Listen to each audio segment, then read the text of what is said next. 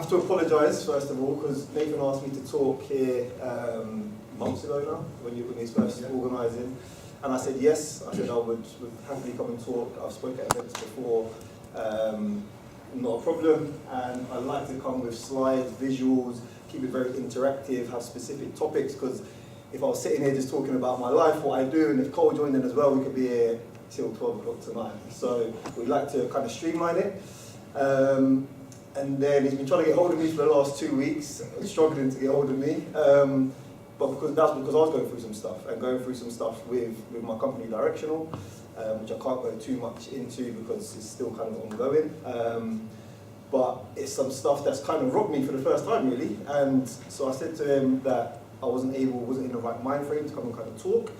Didn't organise anything, so we came anyway and said that we'd come and check it out, and sitting there listening to the two guys speak first of all and hearing what Nathan had to say, I felt like I was doing myself a disservice by not talking. It's an honour to be asked to talk at something like this, and there's so much good work being done. So even just saying that out loud, that first bit I've just said, is something that I haven't really said out loud before, because anyone that kind of knows me knows I'm like a typical man's man, the strong man, the one that looks after everyone else. And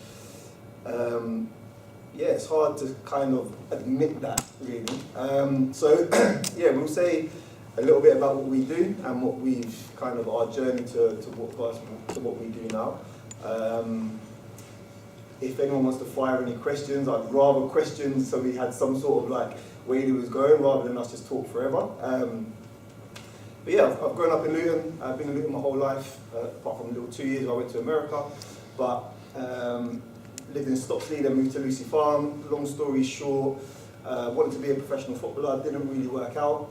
So ended up going to America on a scholarship, came back, like I say, living in Lucy Farm, got into some things when I came back that I shouldn't have been doing, friends getting into certain things and whatnot. So I ended up training to be an accountant. Once the football dream was over, I tried to be an accountant. I was good at maths at school, said to my mum and dad, like, football's not going to work, what else makes good money? And they were like, go and be an accountant. Oh, sounds great. I'm not the type of person, no disrespect to anyone that is, that would sit behind a computer for 8 hours a day and yeah, just sit there, computer, like it wasn't for me. So I got into coaching a little bit and was thinking about what I could do to give back to young people, to stop young people being how me and some of my friends were when we were growing up. Like some friends went on to do really well, some still play professional football now and got into acting, run their own businesses. Some didn't go so well, ended up going to prison, I bumped into a friend 10 years after the last time I seen him, he was homeless and he was going to a homeless shelter. So, you know, it's so easy to go either way. So I wanted to kind of help young people with that. So I started a company called Directional. And it started with just me going into schools and kind of doing one-to-one mentoring. Over the last 11 years, it's kind of expanded into a company that works with all types of young people. We've got someone based in the youth offending service. We had free alternative learning provisions. We don't just cater for young boys, we cater for girls as well. We cater for low-level mental health needs. Loads of stuff that Directional does. We had a team of 15 before this recent incident happened.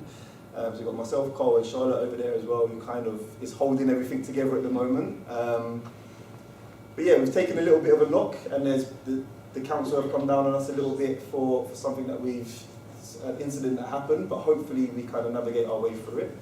I also have a children's home run with my family called Halls Home to Young People, and we look after 3 young people who are obviously in care in a children's home. And I run a football team, or manage a football team, Barton Rovers, who Elaine is obviously familiar with. So with all that stuff going on, it has been hard to kind of, and then obviously you have personal stuff going on as well. It is kind of hard to hold everything together sometimes. And when you're looked at as the person to look after everyone else, it is a little bit draining at times. And like I say, we don't really have these spaces where you can come and talk and kind of open up, because so many other people, and men and women, go through the same thing. I actually started a book club during COVID, and I realised a lot of my friends didn't read, and reading was helping me a lot. And we started a book club. I had a friend in 2 friends in America, a friend in Dubai, friends from all different parts of the UK, and we was reading books and reviewing them. It wasn't just about the book reviews that was so empowering. It was where we would go off on different tangents and start talking about everything in life. And that was, I suppose, a similar thing to this, a talk club. So hats off to you, Nathan, and what you're doing. Hats off to you guys and what you're doing. And I really think we need to do as much as we can as a community to make sure our men are looked after, our young men are looked after especially, because then societies work so much better. I went to a event yesterday at Abbey Road Studios, and Universal put on a thing. It's a famous studio in London, and there was a lot of corporate people in there, and they were talking about how great they're doing in music and stuff like that. And I just sat there and I just said to myself, because they've done some work with us, Universal, and they funded us on some projects, but I was like, I wish you guys knew what was going on the ground level with our young people. I wish you could come and see for yourselves what our young people are going through, and not just those in London, but those out in London as well, like towns like Luton. And you could be so much more. You could have such an impact on the world and on our country and on our communities by just coming and seeing what's going on and speaking to these young people. Unfortunately, they're a bit detached for that, but us here in this room, obviously people care, so we have to just keep doing what we're doing. So well done everyone for coming, well done again Nathan for putting this on. Anything we can do to support anyone as directional, me personally, please let me know and we'll kind of chip in. But Cole's got a story as well that, again, I'm not sure how much you can go into, but it's someone like Cole that's willing to step out of his comfort zone and come and help out and give back as well, that makes things so much better. So mine would be a lot shorter than Jermaine's. Similar to him though, grew up obviously in Luton, and all I could do really was sports, play sports. I'm from a massive sporting family. Football was our thing. So growing up, that was kind of my way away from anything negative. Didn't fully work. Obviously, you get involved in things you shouldn't. Friends do what they do. But like I said, football was my journey out of it. I was fortunate enough to become a professional footballer and essentially reach what I wanted to reach, but not for as long as I wanted to. I'll fast forward and get to when I stopped playing professional football, and it was a point there when it was like, so what do I do now? Finding sort of my new purpose, a new identity, and I thought that worked perfectly with working with young people because I achieved a snippet of what I wanted to, and then it's like, I ain't got a clue what else I'm going to do. So it's about finding a purpose and finding, I think, each young person's individual purpose, and finding what works for them. I started working in a children's home, and by doing that I kind of realised I wanted to do a bit more on the ground and day-to-day stuff. So I knew Jermaine anyway through being in Luton from football and stuff, so we kind of got to work, and that's how I fell into this with Jermaine now. But yeah, like I said, I think for me it's about being someone who the young people can relate to.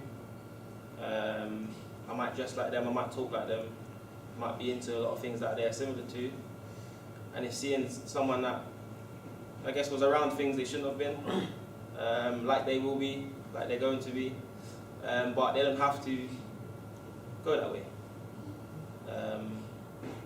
So yeah, that's sort of how I got into it and where we're at now, so that's me, yeah. Cole is very humble, Yeah. so I'm going to embarrass him. So we've done this before when he kind of first came in and was like, introduce yourself to the kids. He said similar to that, like I play football. He hasn't just played football, he achieved everything possible at an under 21 level for Chelsea. So European titles, FA Cups, all of that. Played with some of the pictures he has with some of the best players in the world. He's been there and been part of it. His brother still plays now in the Championship. So when Cole goes and speaks to these young people, it's just an instant engagement. They don't even know that, and they just feel that the kind of experience and the live stuff just coming straight off it. So when he does go into it and dive into his story, and he is new to this, so you know he's still young. He's still learning about himself and learning even things like this, doing this out of his comfort zone. Have you ever done anything like this before? Again, putting him on the spot. But yeah, he'll just keep learning and growing, and it's all about finding out who we are as men to then try and touch the young men and the men of the future to kind of guide them in the right way. So that's what we're trying to do. Any questions from anyone? Yeah, I just want to say a couple of things. So, congrats, by the way. Thank you for speaking. You guys didn't have to. I think the beauty about what both of you do is, and I said this when you were on the podcast, is you're relatable to the kids, and they probably know about both of you in the area. Obviously, your football success as well. So you've got that instant relatability. Whereas, as you said, when these guys, big wigs come in, there's none of that. So there's nothing to really look forward to. It's like, oh, okay, that's worked for you, but I can't really connect to that. So it's hard to be motivated by something or someone you can't connect with. And I remember when it was, you probably won't remember this because you were young, but you and your two brothers came to our local field to play football. And we were all a lot older than you. We were like 15, 16, so all physically developed. And these kids were running rings. The only reason why we held out, and we thought we were good footballers. We didn't really get past like county level or anything like that. So we were doing nothing at our age, but yeah, you and your brothers were like different gravy. And then literally about 6 months after that, you all got signed for Chelsea. I know Ian Wright said your brother's going to be the next best left back. But yeah, you all three of you did well. I think you played for Wales, the younger level. So you guys all smashed it, man. Yeah. So, Jay still plays. My brother Jay still plays in the Championship at Coventry and plays for Wales internationally. So he's living the dream. Yeah, but even so, it's great that because you know what they say. Footballers when they're there, make it to the heights. They've seen all the heights. They make it to what they want to see. They can go into they can spiral down and go into deep depression. So it's great that you found an avenue where you can have such a big effect and impact on other people's lives. Sorry, and I'll hijack that a little bit. If I can just add, thanks Nathan. Watching you guys expressing, as you rightly say, you use the word humble. And I listened to Luke saying Ubuntu. Swahili, South African means a people. And I think you use the phrase Ubuntu, I am because we are. So we're all here on different levels that can bring, which we say, who was I talking to? Sorry, back. Cohesion. You as young men, live this life, regardless of what's happened, but you're able to bring it to the other young people and tell a story which you haven't glorified but humbled in your way. And I would like this to be something positive, that you continue doing what you're doing, regardless of what's happened, and young people can be inspired. Because as an old boy, I'm inspired, mate, that you can sit there and you can talk, and you can relate openly. Business factors may not flourish, but you're not here to tell us, but you're able to express that. And that's the problem with our people. I say our people, young people, business community. Things falter, we don't want to talk about it. Issues, health, whatever, we don't talk about it, we're embarrassed. Do you know what I mean? But you're here sharing, and I think that's a very positive thing. So thank you guys. Thank you very much.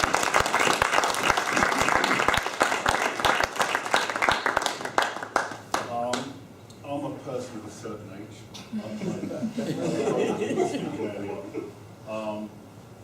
And again, thanks for speaking out. That's what it's all about. But what I would like to ask you guys is, back in our days, we used to have youth clubs. I'm sure they're going. I don't know if they're still going. And you used to have people of all different creeds, men, women, young boys, young girls, all there. Used to turn up. Is that still out there? Because I see my son goes out sometimes, and how many people turn up? 2, 3. Somehow you guys got to relate and get, if you want someone like me helping, vice versa, we're willing to help. We've got time now. We're coming like the end of our kind of thing, but we're out there. But I just want... Are we over and done with that? We've come to the end. Have we come to the end of our lives now? No. I'll tell you someone give me a good scenario. If you think of a meter, tape measure, right? When you're 10 to 20, 20 to 30 to 40 to 50, all of a sudden, what's left of that meter? Yeah. You hear what I'm saying? And remember, you don't have to be old to die these days. Yes. So it could be any age. But what I'm trying to say is, I want whoever you guys are out there, to try and get whoever, because we all had dreams of playing football or doing something, and sometimes that scenario is impossible. Just be prepared to go to different avenues, because I wanted to be a footballer. I had trials at Tottenham, at Watford. Didn't make it, but I went down every avenue. Guess what? I've become successful in what I've done. I've got a beautiful wife, I've got a great son, you know? I've got everything what I need, because I took the other avenue. I blocked out football, I blocked out all the negative, but I went down an avenue and I kept my nose clean and straight, and we need to tell people, or tell youngsters, there's other avenues to go down, you know? Like you say, maybe boxing, but there's just other avenues. I don't want people to go out there, or youngsters, just, I'm on my laptop, I'm doing this on the social, that's another subject in itself. But what I'm saying, we need a group of young men and women, everyone's always saying don't about the girls and boys here, to relate your stories to them, you know? Great, have your dreams, but remember there are other avenues out there to get to other dreams and become successful. That's what I'm asking to say.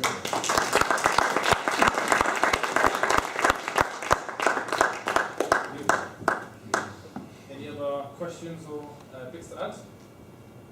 But I agree. It is about pushing the message and trying to do events like this and trying to get the word out there, but it's on the men to attend. You can't force somebody there. That's why I think things like sports is such a great avenue, because you know you're there for the sport, but then you end up opening up after. And that's maybe something that I've got to take into consideration with Talk Club. Like Talk Club, there's different types of groups. There's talk and walks. There's online groups that makes it more accessible for everybody to attend. There's talk and football, where they just pass around football. And in their head, they just go, again, they're going for the football, they're doing something. That's how we learn things as men, that's how we express ourselves, by doing things. But they end up opening up because they don't feel as comfortable opening up just in a talking group. So yeah, I definitely think the use of sport and doing something active is a good way. But yeah, anything else to add? No? Thank you so much, lads.